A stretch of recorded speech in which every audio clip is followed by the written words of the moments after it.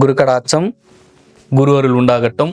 இந்த ஒரு விஷயம் தெரியாதனால தான் பல பேரோட வாழ்க்கை அடுத்த கட்டத்துக்கு போக முடியாம அதீத ஸ்ட்ரெஸ், டிப்ரெஷன்ல ஒரே ஒரு லூப் லைனுக்குள்ளேயே நீங்க சிக்கிட்டு இருக்கிறதுக்கான காரணம் என்னன்னா ஓவர் திங்கிங். இந்த ஓவர் திங்கிங் பண்றவங்கள பிரம்மயோகம் தங்களை குரு அருளுடன் அன்புடன் வரவேற்கிறது.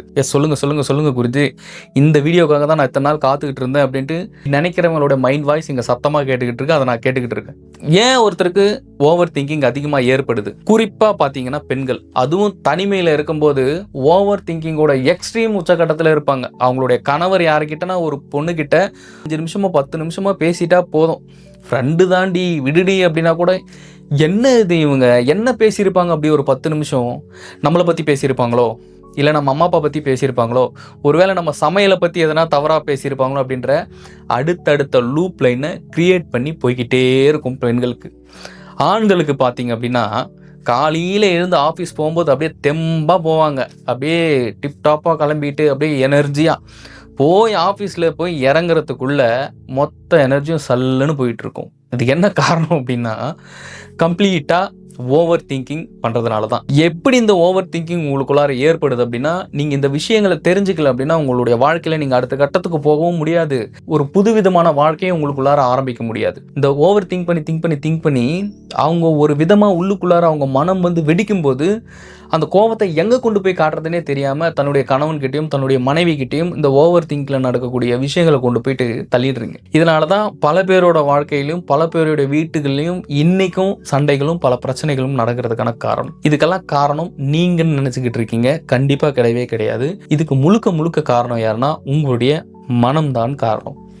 இந்த மனசை எப்போ உங்களுடைய கட்டுப்பாட்டுக்கும் உங்களுடைய கட்டுக்கோப்புக்குள்ளே நீங்கள் கொண்டு வரீங்களோ அது வரைக்கும் உங்களுக்கு இந்த விஷயங்கள் புரியவே புரியாது. ஃபார் எக்ஸாம்பிள், ஏன் உங்களுடைய மனசு அந்த மாதிரி சிக்குது, அந்த மாதிரி நடந்துக்குது அப்படின்னா, ஃபார் எக்ஸாம்பிள் ஒரு மொபைல்னு எடுத்துக்கோங்க. ஒரு மொபைலில் ஒரு 3 விஷயம் இருக்குது. ஒன்று எனர்ஜி, அதாவது பேட்டரி. இன்னொன்று பார்த்தீங்க அப்படின்னா அதுக்குள்ளார இருக்க ஸ்டோரேஜ். இன்னொரு விஷயம் என்னன்னு பார்த்தீங்க அப்படின்னா டிஸ்பிளேன்னு வச்சுக்கோங்க. இந்த 3 விஷயத்துக்கும் நடுவில் மையமாக பார்த்தீங்கன்னா என்ன இருக்கும்னா ஸ்டோரேஜ் அப்படின்ற ஒரு விஷயம் இருக்குது. அந்த ஸ்டோரேஜ் ஃபுல் ஆகும்போது அந்த மொபைல் என்ன ஆகும்னா ரொம்ப அப்படியே ஹேங் ஆக ஆரம்பிச்சிடும். நீங்கள் அந்த மொபைலோட லாக் எடுக்கணும்னா கூட 2 அழுத்தினீங்கன்னா சம்மந்தமே இல்லாமல் 6 விழும். இதுதான் நடக்கும் அந்த மொபைலில். ஏன் இந்த ஹேங் ஆகுதுன்னா அதோட ஸ்டோரேஜ் அதிகமாகும் போது அதுக்கு அந்த மாதிரியான ஒரு ததும்புதல் அதுக்குள்ளே ஏற்படுது. இதே தான் உங்களுக்குள்ளார மனசில் உங்களுக்கே தெரியாமல் உங்களுடைய மனம் பலவிதமான விஷயங்கள் உள்ளுக்குள்ளார ஸ்டோர் பண்ணி வச்சுருக்கும் போது அது திங்க் பண்ணுறதுக்கு வேறு எதுவுமே இல்லாமல் வெறுவாயம் மெல்ற மாதிரி ஆல்ரெடி உங்களுக்குள்ளார இருக்கிற விஷயங்களே திரும்ப திரும்ப திரும்ப திரும்ப அது மென்னுக்கிட்டே இருக்கும். இதுக்குள்ளார நீங்கள் போய் சிக்கும்போது அதீதமான ஸ்ட்ரெஸ், டிப்ரெஷன் ஏற்பட்டு என்னடா அது எப்பயுமே மண்டைக்குள்ளே ஒரே விஷயம் ஓடிக்கிட்டு இருக்குது அப்படின்னு அதுலேருந்து மீண்டு வெளியே வர முடியாமல் ஸ்ட்ரெஸ், டிப்ரெஷனுக்கு போய் தான் இந்த மாதிரியான பிரச்சனைகளுக்குள்ளே நீங்கள் போய் சிக்கிறது. உங்களுடைய மனம் பிரபஞ்சத்திலிருந்து நல்ல ஃப்ரீக்குவன்சி, நல்ல பாசிட்டிவான எண்ண அலைகளை ஈர்க்குதா, அப்படி இல்லைன்னா நெகட்டிவாக இருக்குதா அப்படின்றத நீங்கள் முதல்ல கவனிக்கணும். ஆனால் ஓவர் திங்க் பண்ணுறவங்களுக்கு நல்ல எண்ண அலைகள் ஈர்க்கிறதுக்கு வாய்ப்பே கிடையாது. ஏன் நான் சொல்கிறேன்னா ஆல்ரெடி உங்கள் மண்டைக்குள்ளே ஸ்டோரேஜ் ஃபுல்லாக இருக்குது.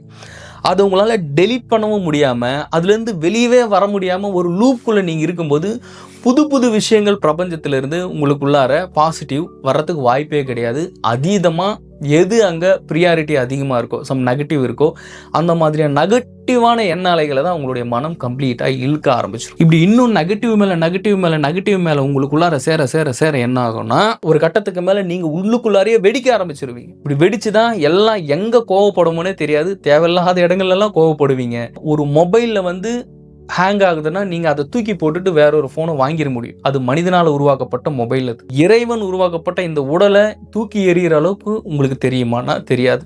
சித்தர்கள் செஞ்சாங்க, யோகிகள் செய்கிறாங்க அப்படின்னா உடல் கடந்த சூட்சமும் ஒளி உடல் பயணம் இதெல்லாம் பெரிய விஷயம், பெரிய பெரிய டாபிக். இது நான் அடுத்த வீடியோவில் நான் எக்ஸ்பிளைன் பண்ணுறேன். ஒரு உடலையும் மனதையும் தன்னுடைய எண்ண அலைகளையும் சரியான திசையில் நீங்கள் உங்களுடைய வாழ்க்கையில் கொண்டு போகும்போது மட்டும்தான் நெகட்டிவ் ஃப்ரீக்குவன்சிலையும் சரி நீங்கள் அதுலேருந்து முழுமையாக நீங்கள் அதுலேருந்து விடுபட்டு வெளியே வர முடியும். ஆனால் இதை ஃபாலோ பண்ணாமல் என்னுடைய வாழ்க்கை மாறிடணும், நான் வந்து மாற்றிடணும், நான் போய் இன்னும் ஒரு 10 மோட்டிவேஷன் வீடியோவை பார்க்குறேன் அப்படின்னு உங்களை நீங்கள் அந்த இடத்துல இறக்கிக்க கூடாது.